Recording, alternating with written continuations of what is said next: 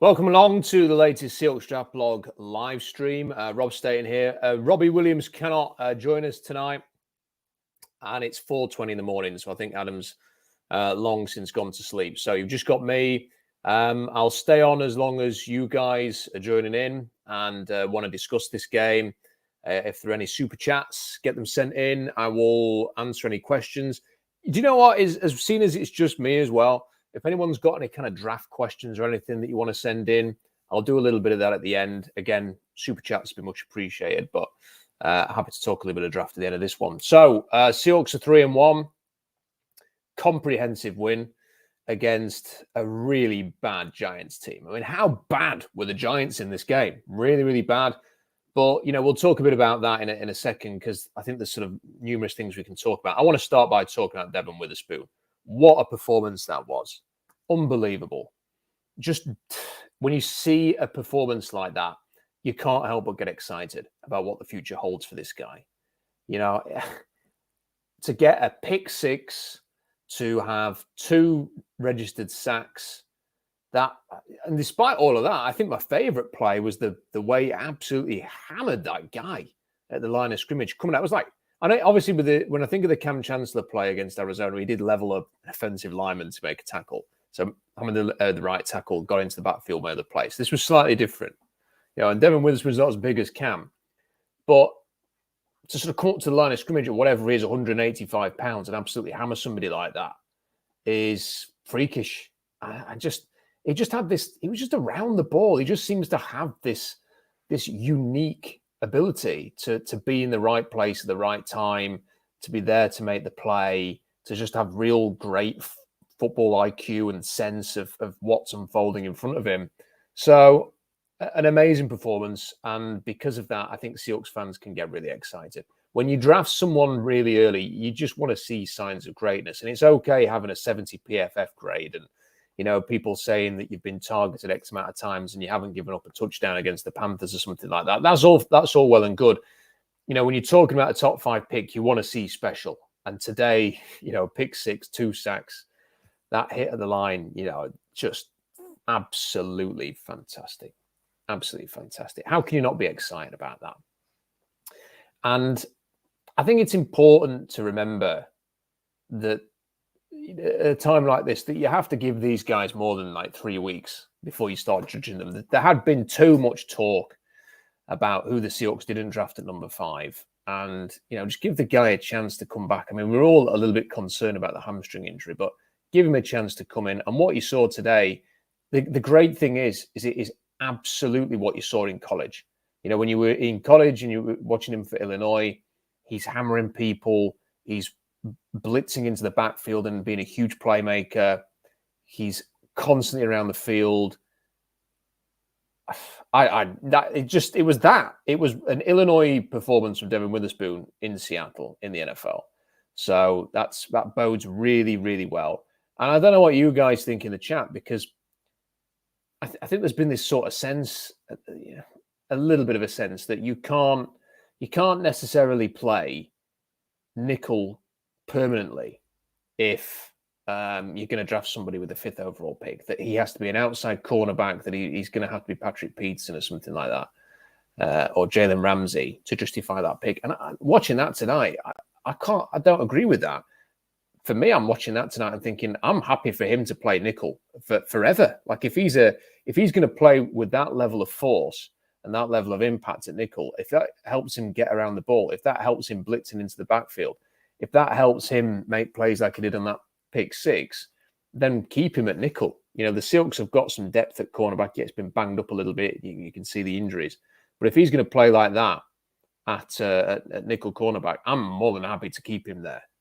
And look, Troy Aikman, I'm going to have a drink. It's like I say, it's a solo mission tonight. So need to keep the old throat going because it is 4:30 in the morning here. So when you see him playing like that, and Troy Aikman saying, he's compared him to Deion Sanders. Did you hear that? Like he compared him to Deion Sanders in that broadcast. Now that is a lofty bit of praise. I suspect that Devon Witherspoon is not going to live up to that comparison. There'll be no complaint on his play.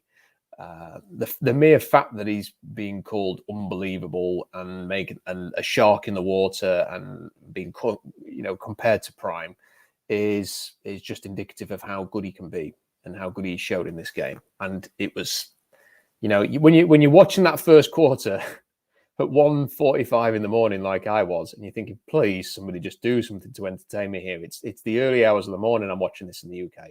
Somebody do something. And Devon Witherspoon, wow, he delivered for us. He delivered for those UK and European-based fans who were staying up late to watch that and just wanted something a bit special tonight. And he delivered that. Great entertainment.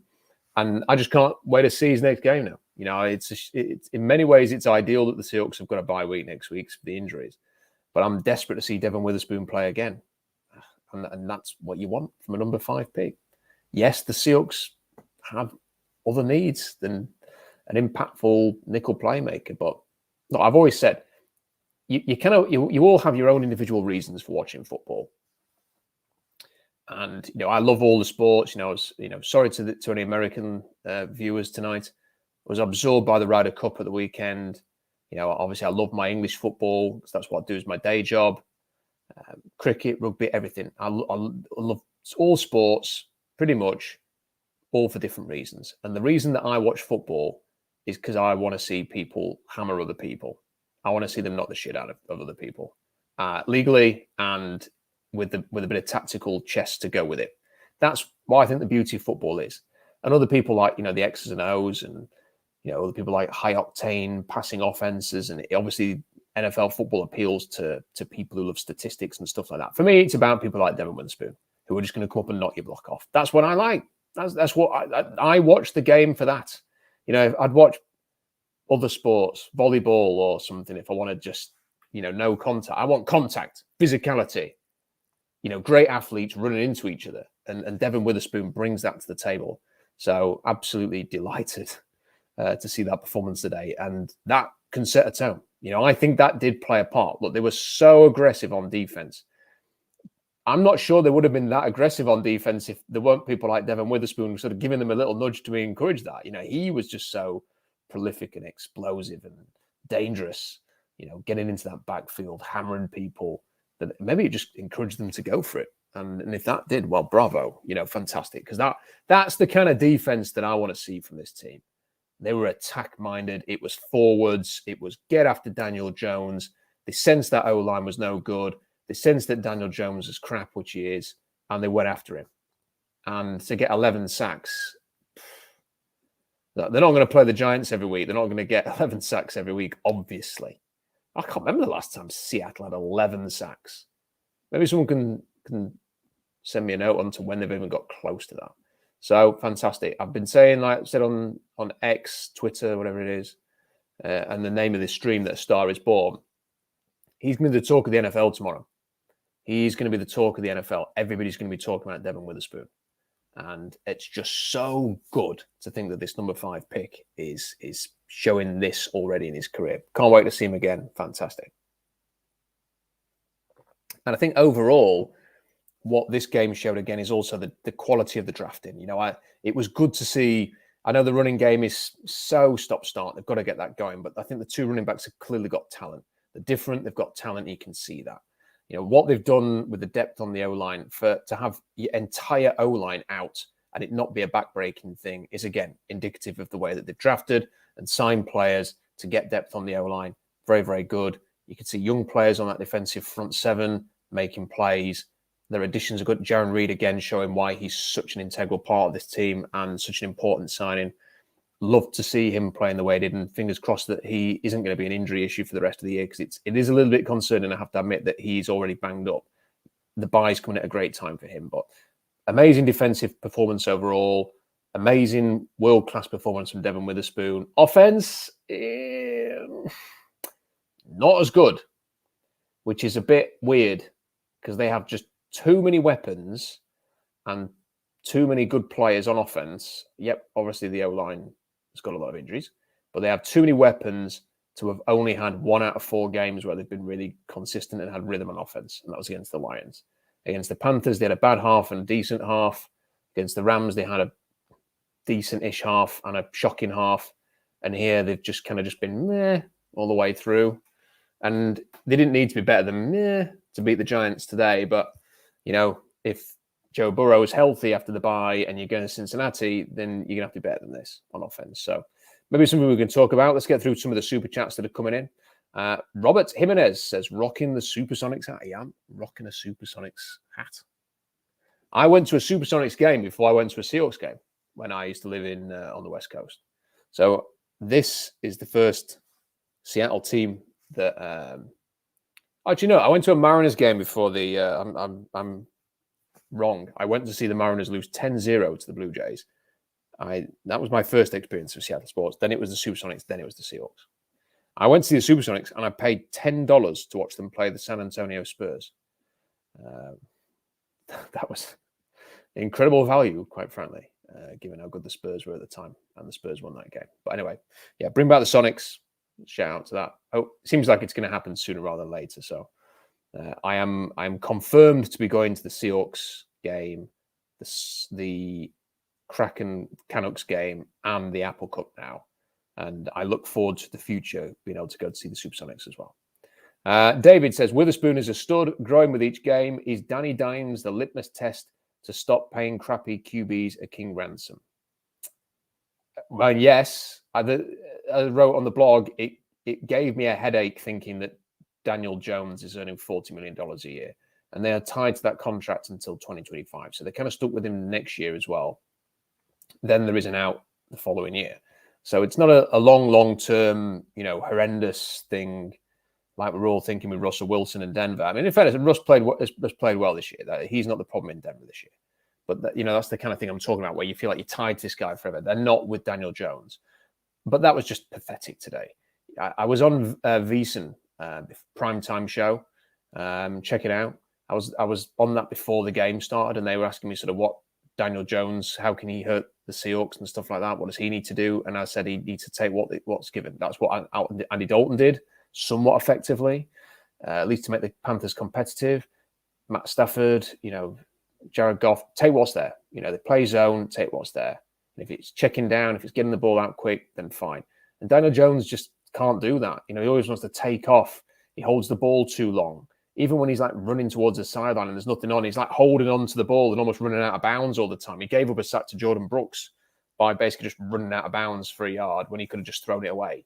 So he is an absolute. I do feel I know two Giants fans, and they're both good guys, and I feel for them having to watch that, because that is just if you're a Giants fan tonight, you're like, where do we go from here? Everything's crap, and we're stuck with this guy at quarterback. So. Miserable for them, but you just can't pay these guys $40 million. And the idea that Seattle would ever pay someone like Daniel Jones $40 million is cringe-inducing. Darth Soldier says, you get a sack, and you get a sack, and you get a sack. And I get a super chat. So thank you, Darth Soldier. Thank you for that. Really appreciated. That was pretty much what it was. It got to the point where I thought maybe they could roll Pete out and he could go and get a sack or something, get a first career sack, because it was just everyone was eating today in crazy. So Bobby Wagner had a couple, Jordan Brooks had a couple, but one of those was when Daniel Jones ran out of bounds and he was basically in the vicinity. Devon Witherspoon had two. I can remember one on the blitz, but I can't remember the other one. Geno and Wosu, a couple of sacks. Miles Adams got one. Mario Edwards Jr. got one. Obviously, that was the fumble that led to big turnover, which led to the first touchdown. Boye Mafe got one late on. 11 sacks and 10 tackles for a loss. And perhaps more importantly, the Giants only had 2 sacks from Kayvon Thibodeau in the whole game, despite the fact that Seattle's O-line was completely banged up. And you have to say, brilliant. From whoever's responsible for that, whether it's Carroll, whether it's the O-line coach, whether it's Waldron, whether it's everybody, whether it's just the guys out there doing their jobs. Think Seattle's starting offensive line used to be a sieve. Now their backups are not back-breakingly bad. I mean, just how good is that? This is what Seahawks fans have wanted for a long time. The O-line isn't a liability, even when everybody's injured. It's crazy. So that's a real positive. So fantastic. Thank you for the super chat, Darth Soldier. Jeremy with a super chat. Thank you. What a great game defensively. Am I tripping, or were the offensive play calls super strange tonight? And man, I feel bad for Jamal Adams. Yeah, the offensive play call was strange because as Curtis Allen wrote in his fantastic preview on Seahawks Trap, you've got to check those out, by the way. You will not get a better game preview than the one that Curtis puts together every week. He was sort of highlighting that you can basically beat the Giants every way. Like, if you want to run the ball, if you want to throw the ball, there's the tight ends. They're bad everywhere. So in 4 quarters of football, for the Seahawks not to find a way to exploit that defensive unit was a little bit frustrating. Obviously, it doesn't matter because they've blown them out, essentially. Like, the scoreline is 24-3, and it could have been easily more than that. Myers missed at least one kick, didn't he? So, it's not a massive concern tonight, but it does worry me a little bit that, you think forwards, like, they can't play that way on offense against the Bengals. Even with the Bengals stuttering and stalling like they are, I think Joe Burrow is going to be better at taking what's on offer from the defense and getting the ball out quickly. Obviously, they've got some great weapons. They're better weapons than the Giants have got as well. So you are going to have to throw a few counter punches like they did against Detroit. It's weird how they can do whatever they want against Detroit, but in some of these other games, like the Rams, for example, they have like 3 yards. Like, back-to-back seasons now, they just toy with the Lions when Seahawks are on offense, and yet the Lions are a good team. It doesn't make any. It's weird how you kind of have these teams that you don't play well against. Like, we're the Rams to Detroit, like the Rams are for us, if that makes sense. It's strange. Anyway, and on Jamal, in fact, on Jamal Adams, listen, because I suspect there's a lot of people here who are going to be, you're going to say this. Listen, I've got a great deal of sympathy with Jamal Adams tonight, and the chances of that happening are so preposterous that he would get, 9 plays in and get a concussion, which was it's always a freak when stuff like that. When a knee hits the helmet, it's a freak accident. The tackling technique's not great, but even then, even if he completely missed the guy and was on the floor, the chances of a knee catching you on the helmet and you're getting concussed are, it's just so freakish. So I actually felt sorry for him because the guy's probably worked his arse off to come back, and then that happens, and he was clearly concussed, and they had to take him out of the game. You could see that where the way was held up, that he had to leave the game at that point. But he may well have just had a foggy moment, and then when that's gone and he's been told you can't come back into the game, that must have just been so much of a blow to him, which is why he was angry on the sideline. So I actually feel sorry for him, and the only good thing is that hopefully it's a concussion that he can recover from quickly and play after the bye, so he can get back out there and have another go at this. The guy, thanks to the super chat, says Spoon looks awesome. JSN looks terrible considering our injuries. Hawks have impressed me. Cheers. Yeah, thanks to the super chat. The guy, I don't think JSN looks terrible necessarily, but certainly through 4 games, you wanted to see more than this. I don't really understand why, when Geno Smith's in the game, practically every pass is a dump off, a pass into the flat, a screen, and then Drew Lock suddenly comes into the game and they're throwing downfield to Jackson Smith and Jigba. Is this a Geno thing? Is it a... I don't know. But you drafted the guy, and then people are saying, he's for the future or whatever. Listen, you drafted a guy 20 overall to be your 3rd receiver. You've got to have a plan for him. You've got to have a way to get him involved in the game. And again, look, people will say the tight ends are heavily featured because of the O-line situation. That's probably having an impact here. Maybe so. But you've drafted a guy in the top 20 and, to have an impact. When people have been talked up so much about great camp, great preseason, let's just try and get a few balls to him downfield. He doesn't have to have 10 targets a game. Can we just try some deep shots rather than some dump offs and screens to the guy? Get him a big play, get him some excitement involved, because he's never been he's not Percy Harvin. He's not that kind of guy. Yards after catch. He's a guy that you want running across the middle and running downfield because of his agility. So I think they could use him better than they are, rather than him looking terrible so far. But thank you for the super chat.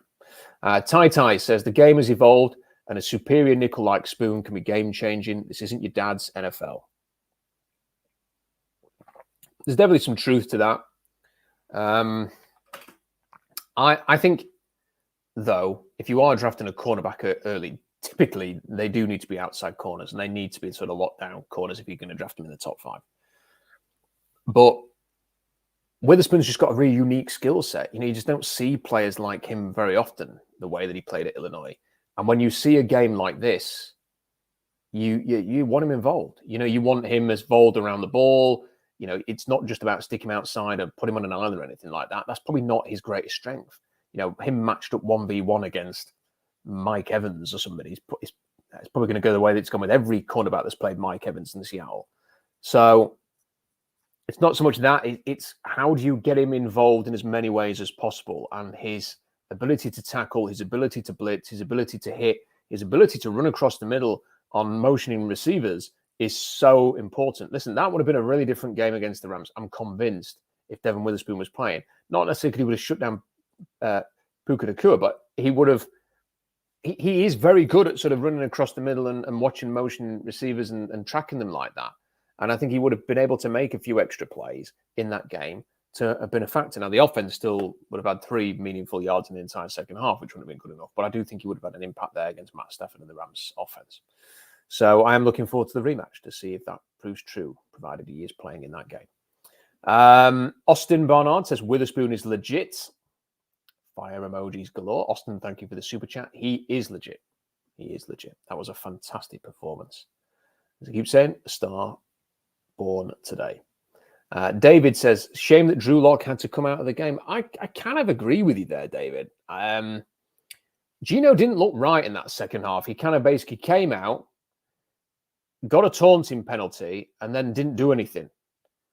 And it didn't really make sense to me because Drew Lock, there were a couple of misses from Drew Lock, but that's understandable because he's just been thrust into a game and it's a big opportunity for him. But he had, he almost had he led a scoring drive, albeit, Noah Fant was the main reason for that. And for me, the game was such that, just let him finish the thing off, really. I don't think it was ever going to be a chance. The chance was so bad that I think Locke probably could have just held the fort there, even just to get the run game, hand it off and stuff like that, which is kind of what Geno was doing anyway. And if he was hurt, I don't know. I must admit, this is a couple of times now. Against the Chargers, Geno got all emotional against his old team. And now the Giants, he got all emotional. And I'm a bit worried that teams are now going to see this and think they can get in his head. And if they can wind him up and get him sparky, then he can just lose. He'll just lose it. And he is a bit hot-headed, Geno. So, yeah. And, a bit hit and miss again overall, wasn't he? There's some good moments, some good throws early on. And then it kind of just fell apart. We're talking about 40 million quarterbacks here. I can't say that Geno Smith has looked like a 40 million quarterback so far, which is what he'll be next year if he hits all his escalators. So, I don't know. Still feel like the jury's out there. Like, it's not a shoo-in that he's the answer for the long term. But anyway, he's got the bye now to get healthy. And obviously, if it was a serious injury, he wouldn't have played in the second half. So, must be somewhat okay. Keeping through these super chats, want to make sure I've missed any of them. The guy says, considering how banged up the O-line is, I'm impressed by how we've played. In past years, our offense would have been dead in the water. Witherspoon is a stud, but what's up with JSN? He looks slow. Well, he is slow. I mean, let's just be honest about that. He's he might be a 4.60 runner. He is more Jarvis Landry in terms of speed than Keenan Allen, for example, who runs a 4.5 something. So he isn't sudden and quick, but he's agile and shifty. And that's why I don't understand this sort of throwing it to the line of scrimmage and hoping he's going to shoot off. That's not really him. He isn't a race car. He's the kind of person that you get to the second level and he's, you try and get him a matchup with a linebacker and he'll shift him off. Or he can get away from a lot of cornerbacks, even nickels, because of that shiftiness to create that bit of separation over the middle. And he's good for, contested catches, good at tracking the ball in the air. So, the downfield shots are the best. So, yeah, he is slow, but I just don't think the Seahawks are using him right. It all seems to be, it's almost as if they're trying to use him a bit like Percy Harvin and a bit, I don't know, maybe they just like Tyler Lockett so much that he's basically standing in the way of a lot of the stuff that JSN will do. But I still think there's a way to get him involved. I've just got to hope that over time it works out, because I really hope they haven't blown the 20th overall pick on somebody they don't know how to use, because we've kind of been here before. They tried to force Jimmy Graham into being a blocking tight end for 2 years, and then they just gave up and started throwing him the ball in the red zone, which is what they should have done all the time. And then he left. And they didn't really know what to do with Percy Harvin. And then he left. And, they didn't really know what to do with D. Eskridge either. And, he's clearly at this point a bust. So I hope this isn't going to be another example of that. They've had a lot of success with receivers coming into the league, getting them involved. DK, Doug Baldwin, Tyler Lockett. So they've had success with receivers in the past. I really hope that this isn't going to be another situation where they just don't know what to do with this guy. And I would spend the next 2 weeks during this bye, if I was Shane Waldron, trying to find a way to get him more involved and get him part of this and making him feeling part of this team. Kerry Malone says this wasn't a good night for the Jalen Carter truthers. It wasn't, but you know what? What I would suggest is, and this is a message to everybody who is listening to this, every time Jalen Carter has a great game, we don't need to go on about how the Seahawks could have had him. And every time Devon Witherspoon has a great game, we don't need to go on about how the Seahawks were right not to take Jalen Carter.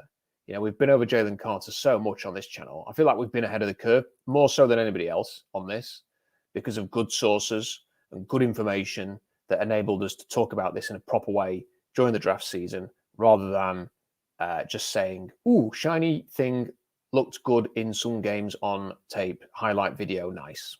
Therefore, take him because need.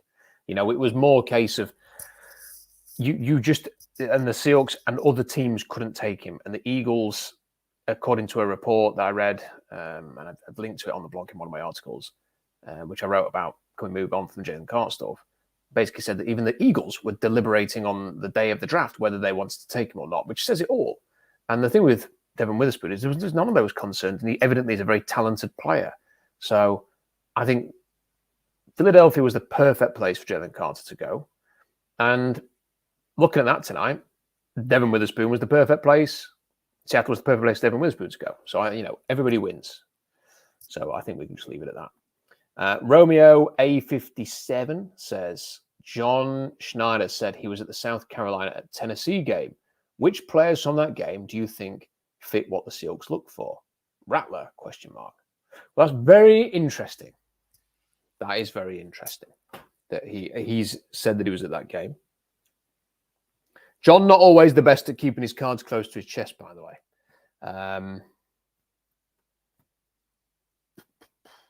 I think Spencer Rattler will be very much on Seattle's radar. Very much so. For a number of reasons. Incredibly talented player. Wonderful natural arm. Just creatively brilliant. A poor man's Patrick Mahomes. I feel very comfortable saying that. He isn't Mahomes because nobody's ever going to be flipping Mahomes. But he's a poor man's Patrick Mahomes. And we know John loved Mahomes. Now, the other side of it, from a Seahawks point of view, is been through some shit, has been through some issues in his career, has had to learn the hard way. He was on a documentary when he was a teenager. It went to his head, as did in my opinion, all the talk of him being a top 5 pick when he was at Oklahoma. I think he went out at Oklahoma and thought he was invincible almost. He could just throw it wherever and it was all going to work out. And it didn't. He got benched. Caleb Williams took over. He had to transfer to South Carolina. From that point, that was a crossroads in his career. Are you going to melt down and be a spoiled brat about this, or implode and ruin your career? Or are you going to take this lesson on the chin and build from that? And he emphatically took that lesson on the chin and has built from that. He has gone to South Carolina. He's not just gone for a year. Like last season finished well. It would have been easy for him to declare with a win against Clemson, with a big win against Tennessee, go to the draft, and he would have been a mid-round, late-round pick.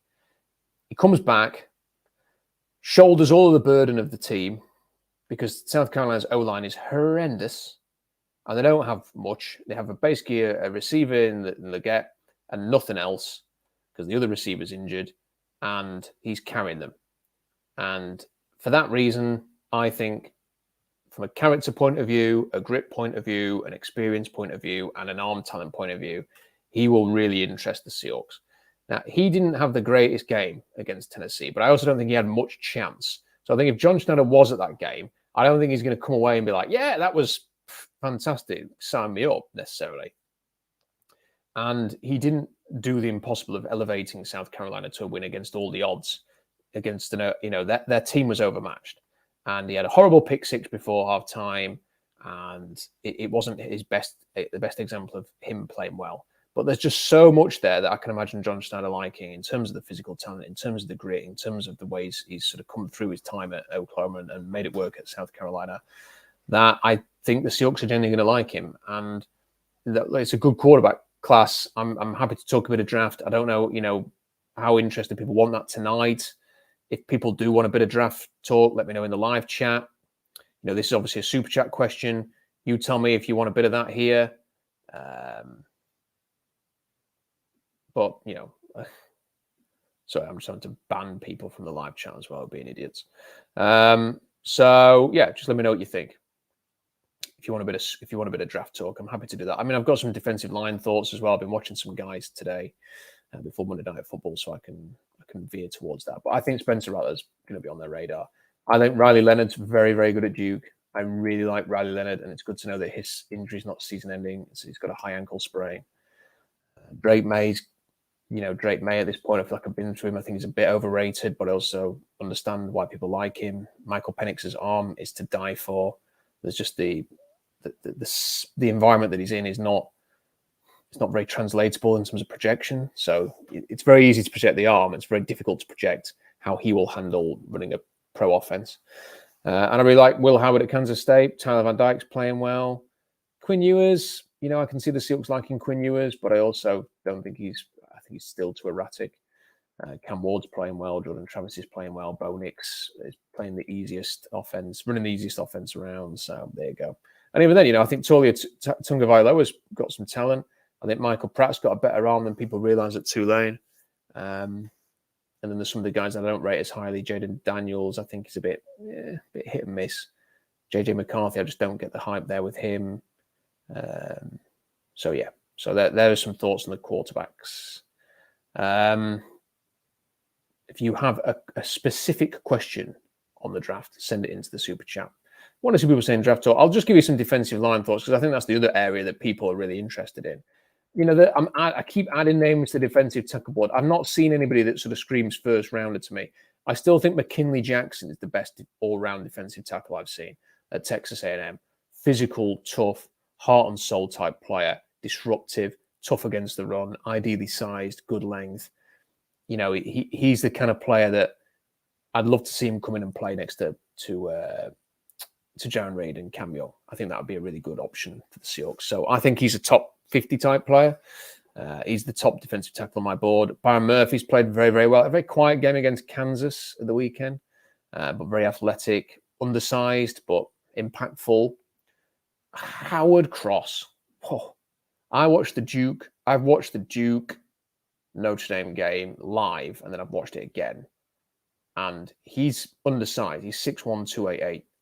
But wow, can he disrupt? He's got so much agility. He's strong-handed, even though he's undersized. He can push the pile. Double teams can get after him, which you'd expect at that size. But his swim move, his agility, his ability to shoot gaps, he is the most disruptive defensive tackle I've seen in college football so far. Notre Dame's Howard Cross, and I've put him in round 2, anticipating good testing. I think he is showing this season that he has got a lot of ability to do that. Really like Tyleik Williams at Ohio State as a junior. Might not declare, but I thought he was their best player. And in Ohio State, when they played Notre Dame, he was the only one who wasn't rotating out all of the time. Even Michael Hall Jr., who I also like, was rotated a lot in that game, and Williams wasn't. And he seems to be their main guy on that defensive line. Jason Newton has had...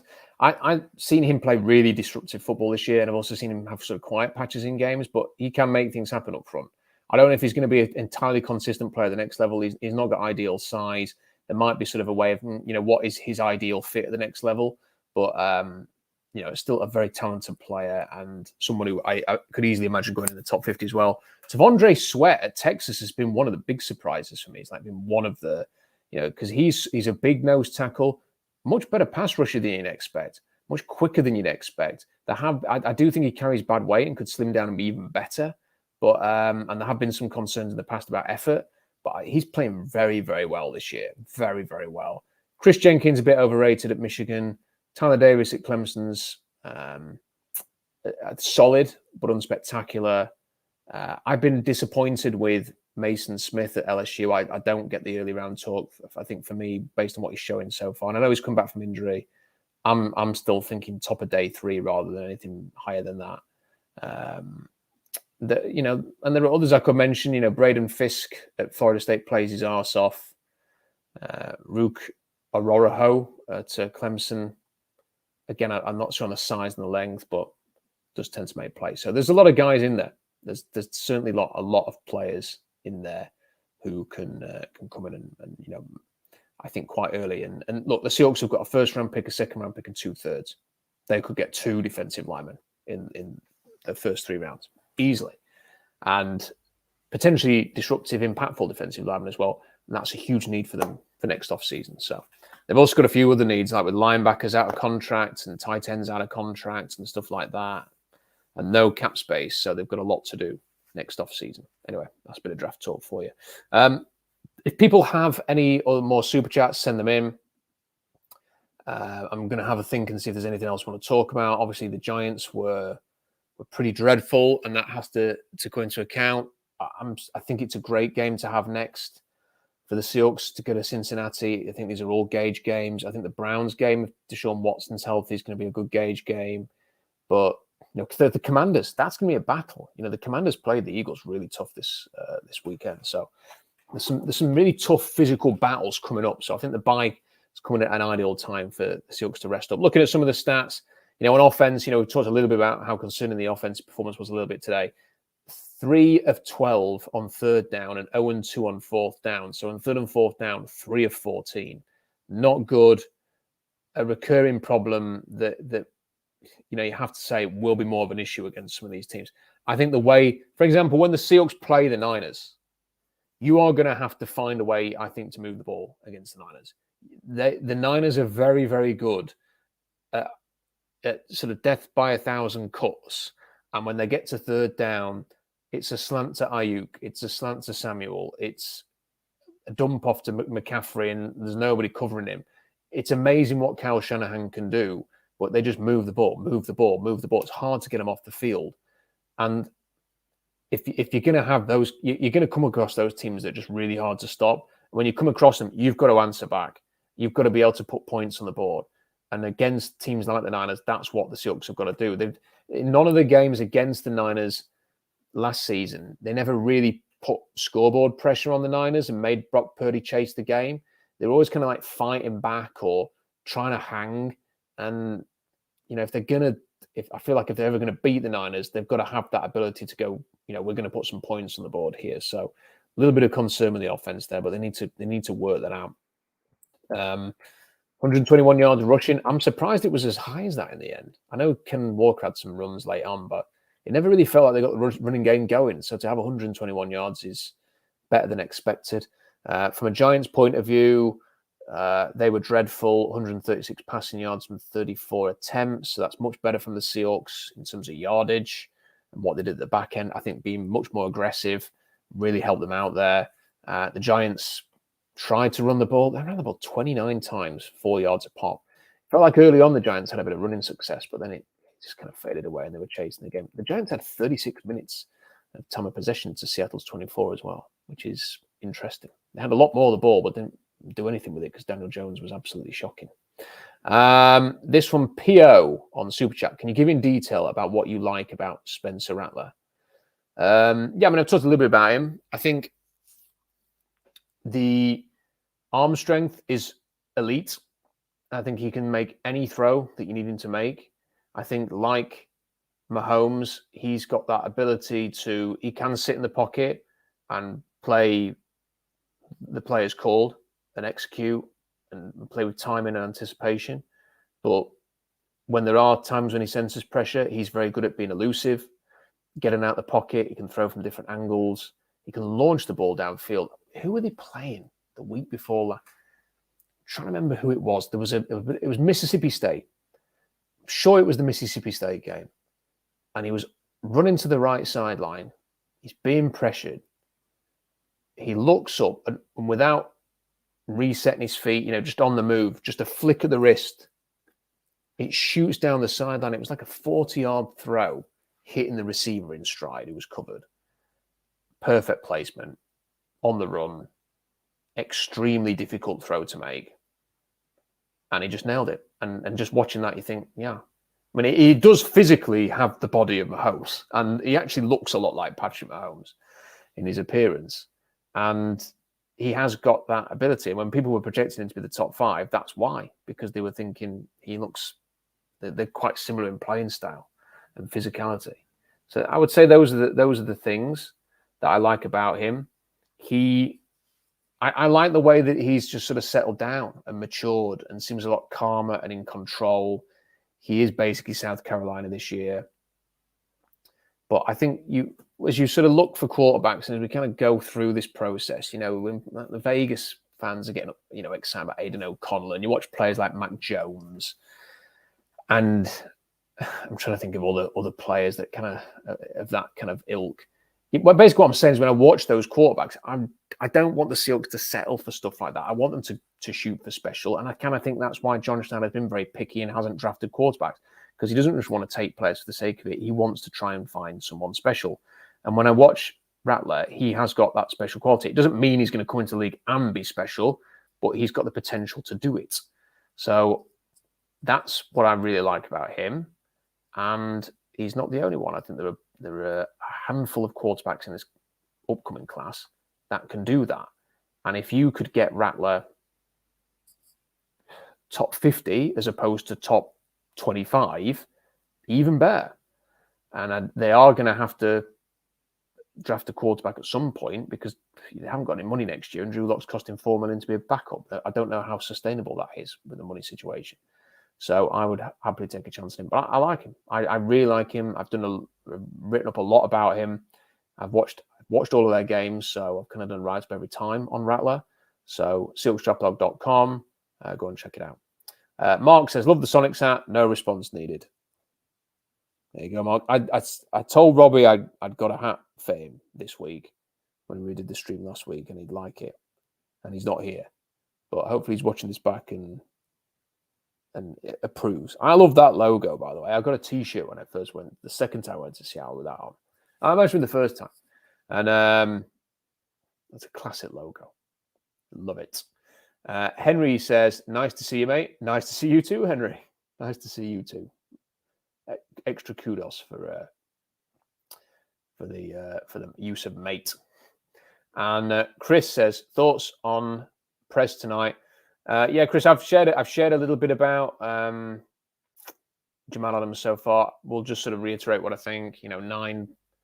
9 plays, and then extremely unfortunate, to get an injury like that. Like if he'd torn a hamstring or something or blown a knee out, you could kind of go, oh, for God's sake, what?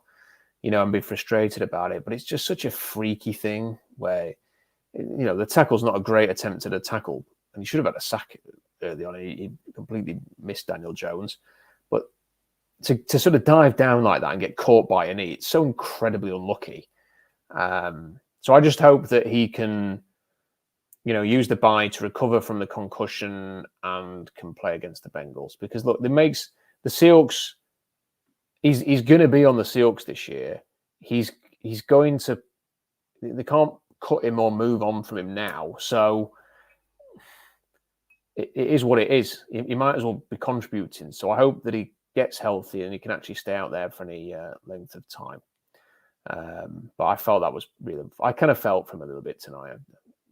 It was frustrating for him and for us as fans, I think. Henry says, what's wrong with Geno and the JSN chemistry? Well, I have talked a little bit about this. I don't understand. I don't understand why Drew Lock, and thank you for the second super chat there, Henry. It's much appreciated. I don't understand why when Drew Lock came in, suddenly they were throwing balls to, they obviously didn't connect with JSN, but I don't understand why suddenly that was when they were sort of throwing the ball over the middle downfield to JSN. Yet when Geno Smith was in, it was all short stuff and dump offs and screens and stuff like that. Don't understand it. I'm confused by this and wish I had a better answer for you as to why it's happening. I don't know. I don't know whether that's a Geno thing. I don't know whether it's a play calling thing. But when you spend the 20th overall pick on a receiver in the modern NFL, I think you have to find a way to get him involved. You have to sort of make the most of that. It can't be in 5 years, in 2 years, he might be this, that, the other. It's important that he is part of this. And other teams, are very good at making three receivers effective. And he doesn't have to have 1,000 yards, but at the minute he's on pace for about 300 yards. So, can we up that a bit? Can we get closer to sort of 600 by the end of the year? That's what I would say. And I'd say the same for Jake Bobo. I think Jake Bobo is too good to sort of be on the periphery, and great run block from Jake Bobo towards the end on that Ken Walker run. But I think they're both too good to be limited within the game plan and the scheme. So I'd like to see, and I'd broaden that. DK I think could be a lot more effective in with a bit more creativity and stuff like that. By the way, DK Metcalf's hands were as good as they have ever been tonight. Like, the ball was like thrown near him, there was like glue stuck to his hands. It's a shame that they couldn't make more of that. To come away with 160 passing yards against this crappy Giants team is a bit disappointing. So I felt like they could have done a bit more on offense, but then I would have just let Drew Lock finish the game. I think Geno came back. He was emotional. He was angry for no real reason either. It was a clean tackle, and the fact that he ended up out of bounds, he wasn't an illegal. It shouldn't have been a penalty. The contact was initiated in play, and it was unfortunate that his knee or ankle got rolled up. So I don't know why he got so carried away with that and started wanting to fight everybody. Didn't really make sense to me, and was too emotional. And I think Drew Lock, just let him finish the game. Just let him finish the game. I think Mark's pointed out in the comments that Drew Lock threw a dagger to JSN and he dropped it. I can't quite remember that. I do. That you mentioning it rings a bell somewhat. But I can remember the pass that was off target to JSN from Drew Lock, but I can't remember that drop per se. But they've got to get him going. They've got to get some confidence into him. They've got to get him going. He can be a big asset for this team. They obviously loved him in preseason. It just hasn't worked out so far. So, yeah. And I see Robert's put, it's not a super chat, but I'll reference it. Robert was mentioning that Cincinnati have some offensive line problems, and they really do. So hopefully some more sacks. And I think given that Joe Burrow is hurting and is just a bit hesitant at the minute, possibly because of the injury, doesn't trust it or whatever, get after him. We've seen the blueprint tonight. Get after him. Get after him. Sharks in the water. Smell blood. Go on attack. Be aggressive. Take some risks to blitz, to be aggressive in that Cincinnati game, because I just don't think Joe Burrow's mobility is going to be there all year. In fact, I don't think it's there by this week. I think there is every chance that they could really, if he gets hurt again, he might not be playing in a couple of weeks. So get after him and make his life a misery, because they're having a really, really rough start. I've seen one or two Bengal fans say, now the season's gone, they might as well just tank for a better pick and come back next year. So that's kind of their mentality at the moment. So get after it, Seahawks. Go and get after them. If there are any more super chats, get them in, because I'm going to wrap this up in 5 minutes. I say solo pod, just me. We've done nearly an hour. So if there is anybody else who has a super chat, either about this game or about the draft or anything like that, get them sent in. I will finish off with those. I'm also going to have a look through there is the instant reaction article. I've actually put an article together this week. So check that out on seahawksdraftblog.com to see if there's anything else I wanted to mention that I missed off. Jaron Reed, such an important player. I really hope that he's healthy after the bye. Good for Mario Edwards. He's had a good start to the season. Big turnover from him, which led to the opening score. Mario Edwards has been really good, in fairness. And I have to say, I was very skeptical on the defensive front and the depth they had there. I'm still intrigued to see what they're going to be like when they play some of these better offenses. But I have to say the defense has played better than I thought so far. Like I say, I still think the joy's out a little bit because there have been some bad moments too. I mean, some really long drives and lots of yards given up. I don't, that was still a problem last week as well. But this was a step in the right direction this week against, admittedly, a horrendous Giants team. But step in the right direction. So let's hope it continues. And Mario Edwards certainly playing very, very well. So good for him. Don't think there's anything else other than to mention maybe that Jason Myers missing another kick is a bit of a concern. He does tend to have an unreliable year than a massively consistent year. And he had a really consistent year last year. So I hope this isn't going to be one of those seasons where he's a bit all over the place. But there we go. A couple of late super chats have come in. Like I say, if you've got any, send them in. I'll finish with them. Jeffrey says, we're currently tied for the leading total sacks with 16. Great news. Certainly helps when you have 11 in one game, which means they had 5 in the previous 3. So that, I suppose there's a story behind every stat. But yeah, well, look, keep it up. I don't expect 11 every game. But if they could, get 2, 3, 4 against the Bengals, then good. P.O. says, thanks for the stream. Go Hawks. Yep, absolutely. And thank you for that. And Henry, I should know because my son's called Henry. Third super chat, Henry. Really appreciate your support. Jaron Reed becoming a bona fide nose tackle. You could have tell when he went out. I mean, look, he's everything to the Seahawks on that defensive line for me. Just his attitude, his toughness, the fact that he's really difficult to move, is freeing up space for others. I think his leadership, I think he's so important. It was such a key sign. I loved that sign, and people were kind of indifferent with it, but I really, really liked it. And I think it's paying dividends. But the only slight concern is that they haven't got somebody else like that as well who, if Jaron Reed has to miss a bit of time, which may be inevitable because he's already clearly hurting, there isn't really anybody who can fill that void. I don't think Cam Young's ready to do that yet. So, although it was good to see him in there making some plays, I think Cam Young just needs a bit of a rocket sometimes. He's got everything that you need. And, obviously we really liked him at the Senior Bowl, someone we talked about a lot on the blog, on the streams that we did. Was a bit of a blog favorite. Was delighted to see them sign it. I just want, just get a bit of fire, a bit of energy back into it. Let's have a bit of that Jaron Reed character into Cam Young. And I think he could be a really good player. So, it was good to see him make a play in this game, though. Just checking. I think I've done all the super chats. Just want to make sure. I think we've got through them all. Yeah. So unless there's any more coming in at 5:15 in the morning, I will end the stream. Life as a British Seahawks fan, you have to stay up late, but it's always easier when they win a game. And you get to talk about some nice positives, especially that Devon Witherspoon performance. Really appreciate you all jumping in and joining me. Thank you for all the super chats. Thank you for putting up with just one guy talking for 55 minutes. Thank you so much for putting up with that. Great numbers watching live, so love it. If you are new to this stream and to this channel, subscribe and don't miss out on any videos, any live streams that we do. We do one after every single game. And like the video. That's really important for the algorithm. Please leave a comment in the comment section, even if it's just to say Devon Witherspoon's the best ever. Just do something like that. Helps the algorithm. And SeahawksDraftBlog.com for more analysis. Get loads of stuff in there.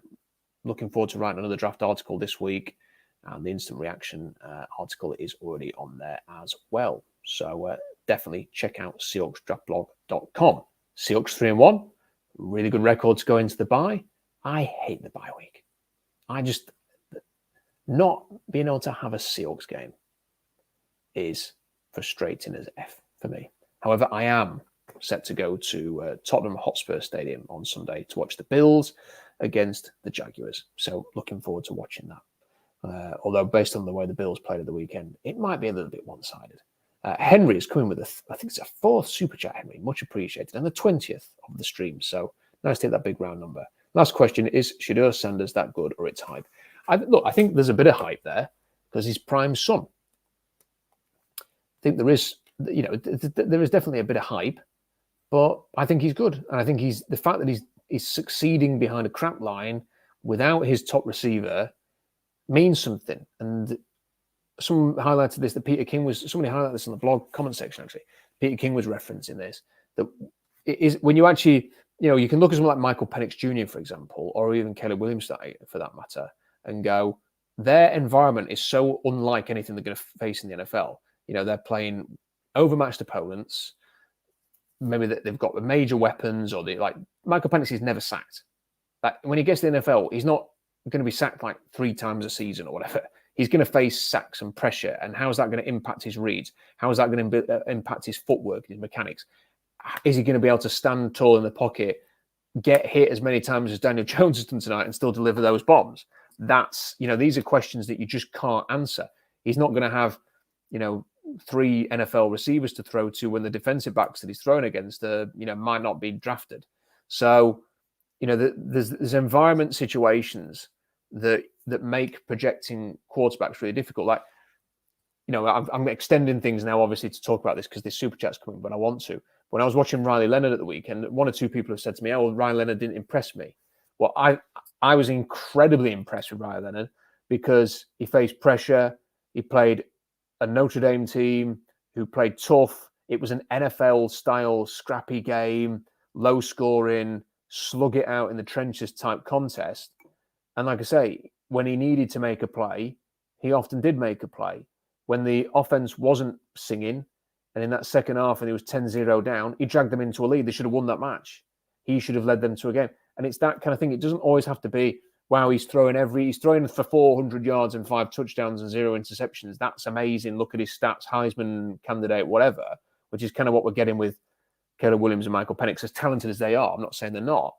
But how, that you're watching them basically play pitch and catch in a lot of these games.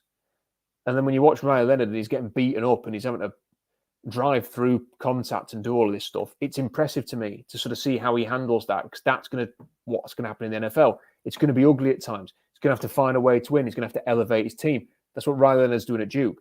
Riley Leonard's a first-round pick. With Shedeur Sanders, I think we're seeing a little bit of that as well. He has not got a favourable situation at Colorado. I don't think he's going to declare. I don't think there's any chance whatsoever he's going to be in the draft next year. He's going to come back to play for another year with his dad. They're going to recruit the heck out of things. They're probably going to have a much better offense, much better offensive line next year. Probably going to dominate in the transfer portal.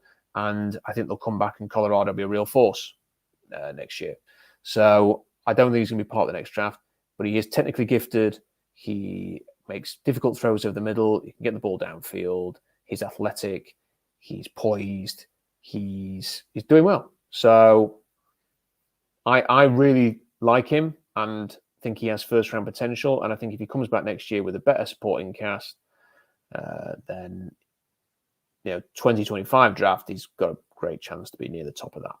So thank you, Henry, for that. Another super chat. Your support is massively appreciated. And Jayanth Kumar, sorry if I've mispronounced that, sent a super chat in saying, Seattle and UW fan here. We need to get you out here on October the 14th for UW against Oregon. Penix versus Bonix. I would love to do that. And as it happens, October the 14th is an international break for English football. So I have a free weekend. I'm not doing anything that weekend. So if somebody wants to get me out there for that game, then be my guest. I will be there. But it is 5,000 miles. I'll warn you now. But I will be watching that game from afar. And I am going to the Apple Cup. And I really hope that UW and Washington State are playing as well as they are now when I get out there. Because I'm just looking forward to covering that so much. Getting out there and seeing those quarterbacks live and those other players live. So, and that'll be quite a game. Seattle against UW. I'm looking forward to that already.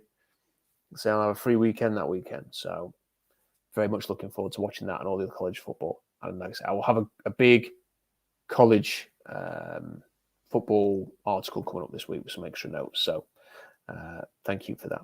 And Noah, quick slipped another super chat in here as well. as we hit the hour mark. Thanks for all the hard work, Rob, and analysis. No, thank you. Thank you, Noah, for the super chat. Thank you for everybody who's super chatted, everybody who's contributed and watched live, and put up with me blabbering on for a whole hour now. It is much appreciated. And to wrap it up, I will just a quick reminder, please like the video because that really helps the algorithm. Please leave a comment, like I said, even if it's just to say Devon Witherspoon is amazing, or go Hawks or anything like that. Really helps. Subscribe to the channel, SeahawksDraftBlog.com for more analysis. Seahawks 3-1, going into the bye. Enjoy the bye week if you can. Loads of draft content over the course of the week. Till next time, bye for now. See you soon. Enjoy your week.